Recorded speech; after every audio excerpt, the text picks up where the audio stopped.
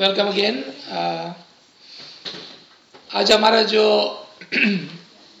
Subject है, even though we are supposed to be continuing with Jamaatana Shanasi, but we're going to change the subject today, just for today. And I will need everybody's attention, more attention today, क्योंकि हमको ऐसा लगता है कि हमने अभी तक मोहम्मद की जो रूहानियत थी, यानी कि प्रॉफिट मोहम्मद की मैं बात करता हूँ, उसको सही तरह से नहीं समझा है। तो आज हम कुछ बैकग्राउंड के साथ इसकी बात करेंगे, and there will be lot of room for lot of questions. And just hang on to your questions. At the end, you will be given chance to ask. And inshallah, with the Imam's mercy and help, if those questions are within our reach, we will answer. So if you look at the background, कि मोहम्मद का background क्या था।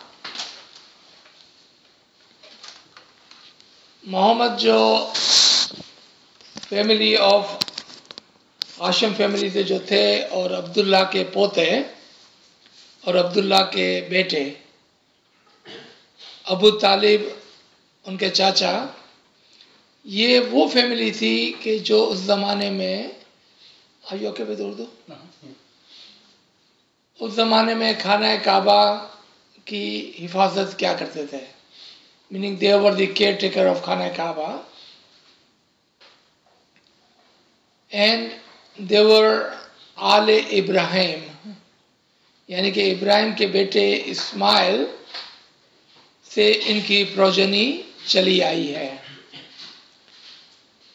And we all remember the famous ayat कि जहाँ पर खुदावंद ताला फरमाते हैं कि I have chosen, I have selected Adam, Noah and आले Ibrahim.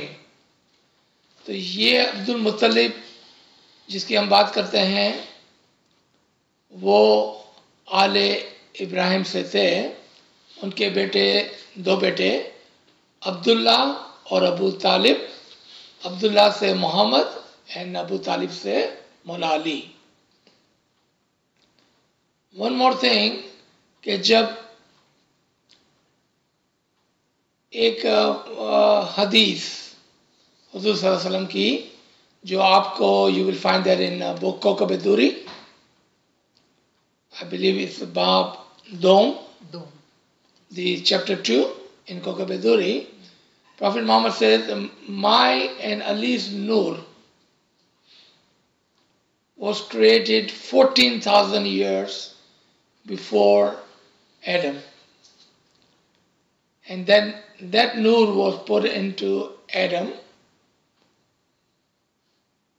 And then throughout the generations, it came to my grandfather, Abu Muttalib.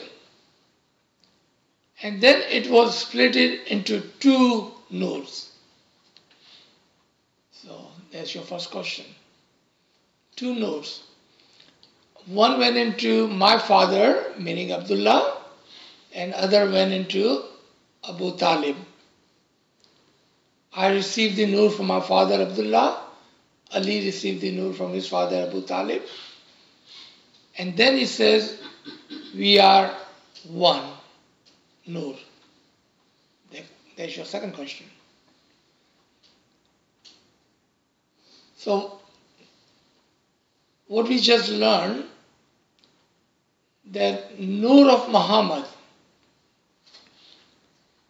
was pre-made and pre-selected, was chosen not when Muhammad was born, but many, many years before even Adam was born.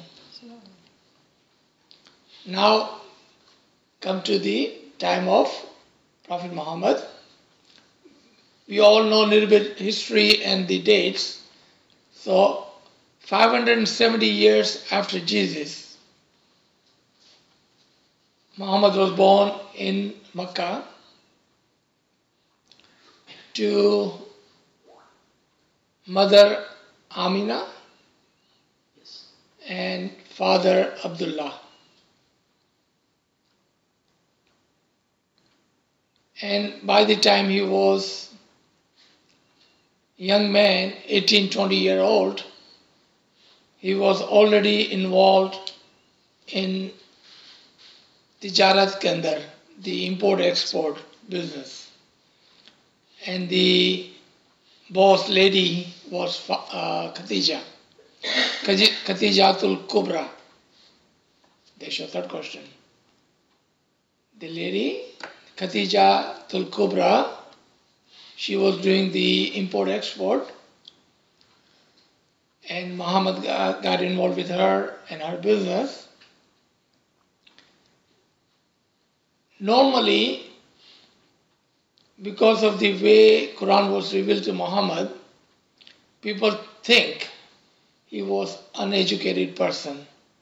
Because the very first ayat or surah says, read, and he said, read what? I don't know what to read. I don't understand. I cannot read. People take this as a physical or the literacy or illiteracy of Muhammad.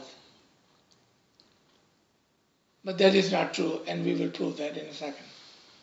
So the Hashim tribe at that time, it was an elite tribe because it was from Ali Ibrahim, very well respected, very well educated, and one of the leading tribe of that time. So, if he was working with a Fatima, who was the leading, Khatija, who was the leading importer-exporter, you think she would have hired someone who was illiterate? और कहते हैं कि when Muhammad will go on the trip that Muhammad will take the merchandise to sell and to buy, in return, they will make more money than normal trip that other people will take, meaning she must have few other people who are working for her who would do same thing. They will take the merchandise from Mecca, and we all remember or know the history. Mecca was the center of the trade at that time. At that time, the world was very small, and Mecca was the center. Meaning, they did not go too far from the northern Africa, and then maybe a little bit to the Portugal side, on the Europe side, on this side, entire Asia. That's how big the world was, or known world was. And that's where they were doing their business. So when Muhammad will take the merchandise and come back with the merchandise to sell in Mecca, the profit will be much higher and greater than other people who will take, because that's how educated and that's how smart he was in the business. And he was accountant. Yes.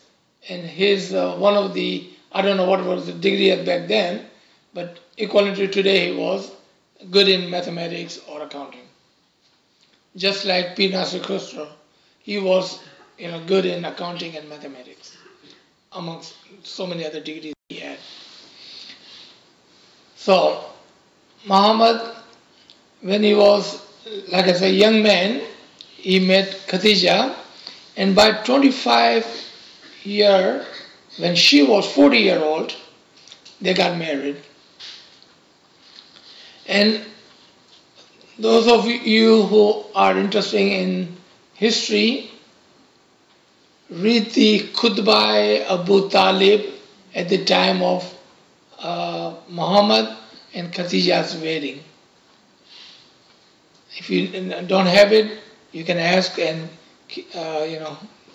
we can share, or Kyal can share, or somebody. You'll have to can look share. for it. Yeah. We do have it in Urdu, but in English, maybe Kyal can help. Okay. And you will see why so much emphasis is given to the wedding of Muhammad and Khadija. There was a great reason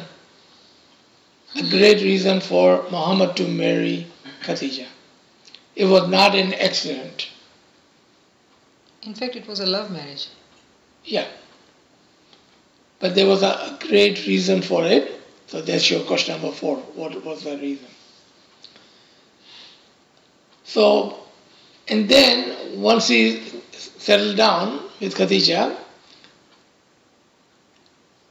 because of his family background, I'm sure he had habit of ibadat. So he started to go to Gara Hira, the cave of Hira, where he would do his daily ibadat. And sometimes he would go for days and weeks and would stay in the cave to do ibadat. That's your first question. We all know there is no ibadat or the true ibadat without Ismi Azam. And if there was no Imam, then was he doing a ibadat of Ismi Azam? And if yes, where did he get this Ismi Azam? And if you say, okay, nahi,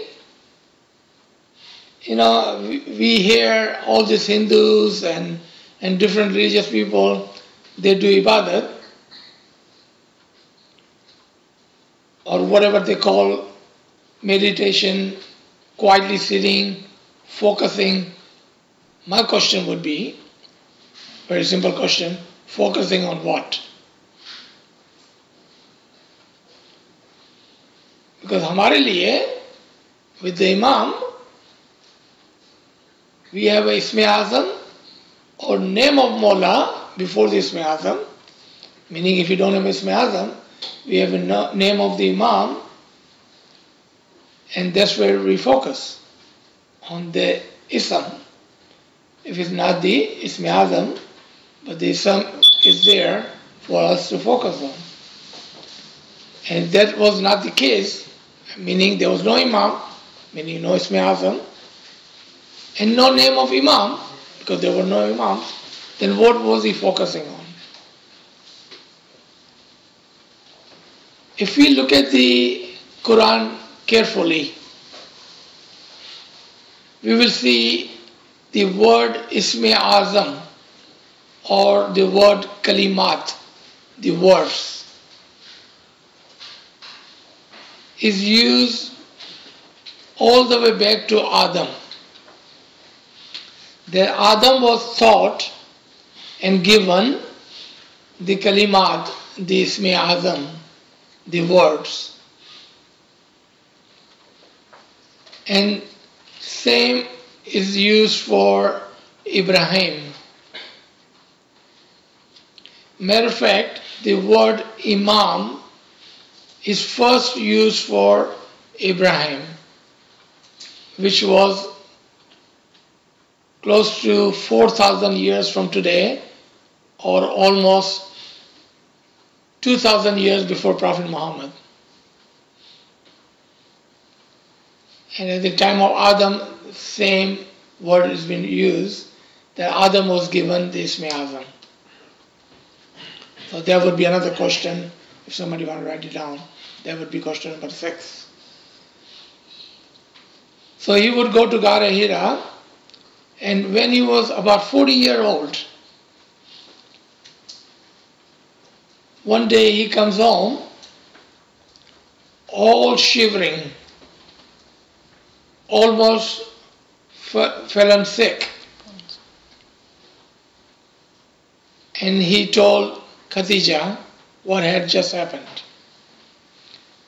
What happened was that Jibril had manifested himself in front of him and had given him the busharat, the good tidings,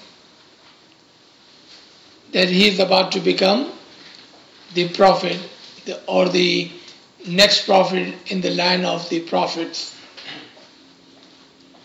And due to this event, he was shivering. So as he enters the home, Khadija sees him and she says these words. And this is again historically written in our The Eyes and Peace book. She sees him and that's what she says. I have been waiting for this day for a long time. And the next thing she says, La ilaha illallah Muhammadur Rasulullah. She was the first one who recited this kalma, the same kalma that all Muslims or whoever wanted to become Muslim and accept Islam will have to recite. This was the kalma that she recited at the very first second when she saw Muhammad. This is your seventh question. Now, he's feeling sick due to this event, but when he came back, it may have taken few days, maybe 6-7 days. Then he told Khadija and they decided that as per Allah's wish, he would declare his prophecy to the people. And as per Allah's instruction to him, first initially to his friends and family within their tribe, in the tribe they were in, that they will give their message to the family and see how they react. So they called the entire family to give them the message.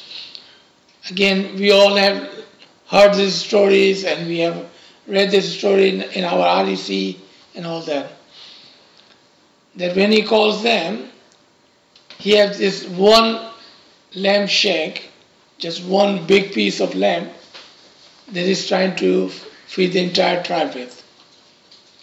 They all eat and eat and eat, and that small piece was good enough for everybody.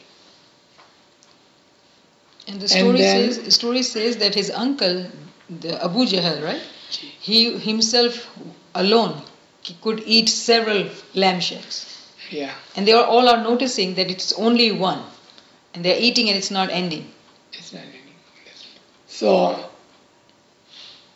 and then he announced and he asked, that amongst you, who is the one who will be my, again these words are written historically, who will be my wazir, my wali, those two words, amongst a lot of other words, who will be my wazir and my wali, and no male raised their hand but Mola Ali. And remember, at this time Mola Ali is less than 8-year-old young man. By saying that I will be your wazir, I will be your wali, and I will be your brother. He's 8-year-old. Muhammad asked again, because there's a lot of older people there. No one raised their hand but Ali again. And the third time, Ali again. So this time Muhammad takes Ali's hand and says, you are my true brother and you will be my wazir and my wali. Wali का मतलब होता है दोस्त.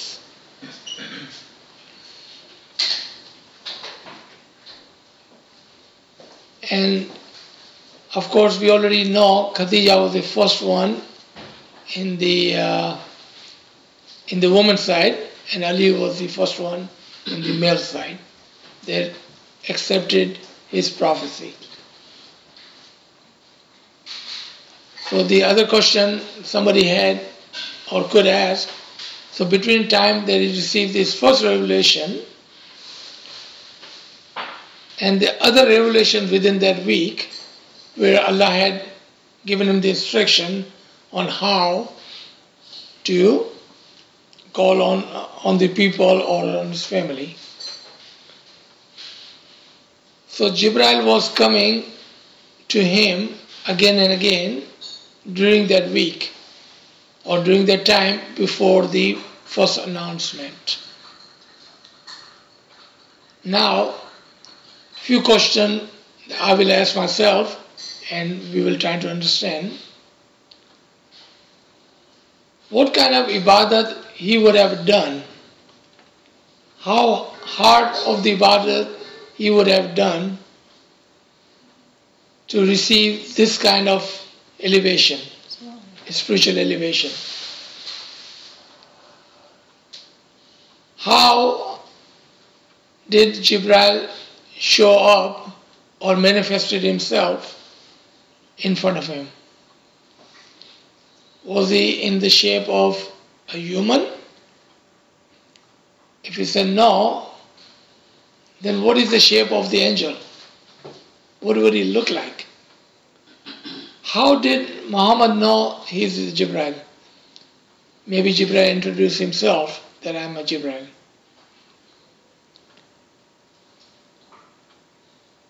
What kind of language was he talking that Muhammad said, I don't understand. What are you telling me? What you asking me to read? And that's a nice question. Read? Did he have some kind of tablet or iPad or something that he was showing to Muhammad, asking him to read? Was there a conversation or was there something written that he was showing to Muhammad to read? And Muhammad, who was a literate person, an educated person, when he said, I don't know what you're asking me to read, then what was he saying? Maybe he was saying that I am educated and literate person in the worldly manner, but in Ruhaniyat, this is my first experience. In Ruhaniyat, I'm just like a child or an illiterate person because I have never read anything, any words, any writing in the Batin. In the Zahir, I have, but in Batin, I have not. So what you're showing me is strange to me. So how and what was that writing and where was it written? Because history does not tell us that he had some kind of tablet or some kind of whatever he had in his hand that he was showing to Muhammad to read. And nobody is asking that question. All these 1400 years gone by, no one had asked that question. And then Jibril was coming to Muhammad again and again for close to 22 years. The other question would be, did anyone else see Jibril coming to Muhammad? And why am I asking that question? If he was coming to Muhammad for 22 years and no one had seen it, how do we believe that Muhammad had seen Jibril? That would be the question. It would be a fair question. So one time, Muhammad gets up on top of and I'm talking about the beginning of this journey. One day he gets up on top of this small hill and call people to him, bring attention of people to himself. Says, if I tell you there's an army right behind this hill and is about to attack our city, would you believe me? And people say, Beshak, Of course we will believe you. Because you are Amin and Sadiq. Remember the tribe he was from, the respected family. And Muhammad himself, he was famous even from the early age. He was the most honest person in that tribe or in their place. So you are Amin and you are Sadiq. Of course we believe you. People would trust with their money and jewelry to keep it as amanat with him, because he was that much trustworthy. Right. And then when he said that Allah had given me this message and I'm your prophet and I will guide you with the amr and hukum of Allah, all some people said, no, we don't believe you. Maybe there were one or two or few believed him, but not very many. Why couldn't they not believe him? That would be my next question. Because they could not see what he was saying. When he was saying that Jibril had come to me and he had given me the revelation, the ayat or the words of Allah, they could not see that.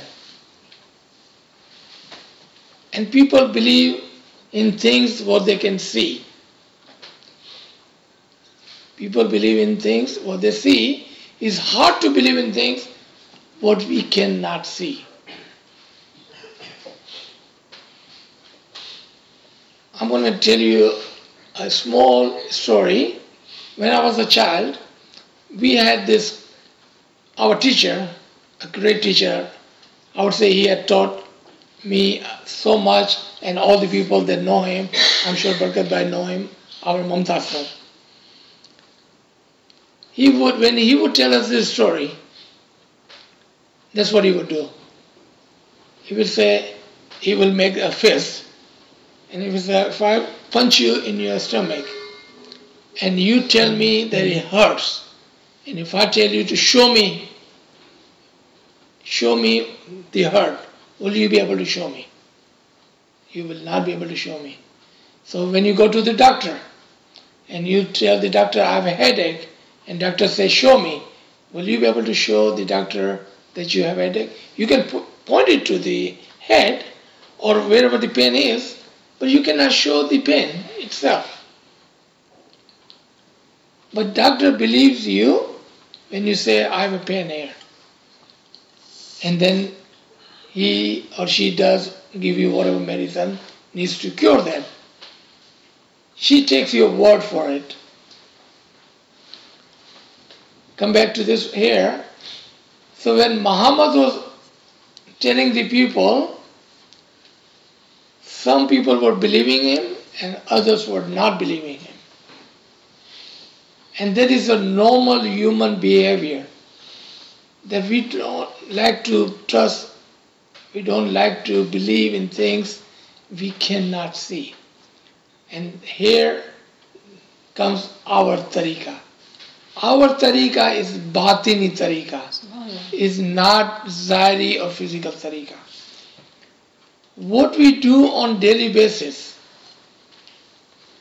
and I'm talking about our shariat, because we have a new person over here, we only have 3 shariat in our tariqah, and that's the only 3 shariat we have, which is the sun, dua, and Chandrat Madras. But even within that, the batin is hidden. Otherwise, everything we do, or supposed to be doing, is to follow the batin, not the zahir. And Isme Azam is the door or the key to the batin. In one of the Farman, our present Imam, Az Imam, says that you have come over here for the Isme Azam, meaning that you are saying that Ya Hazir Imam, I want enlightenment for my soul. Ismi Azam is the key to the batin. Back to Muhammad's story, how did his batin open up for Jibril to manifest himself to him without the Ismi Azam? Either Muhammad was not telling the truth, or Imam is not telling the truth. Nazbillah. Or we are not understanding things.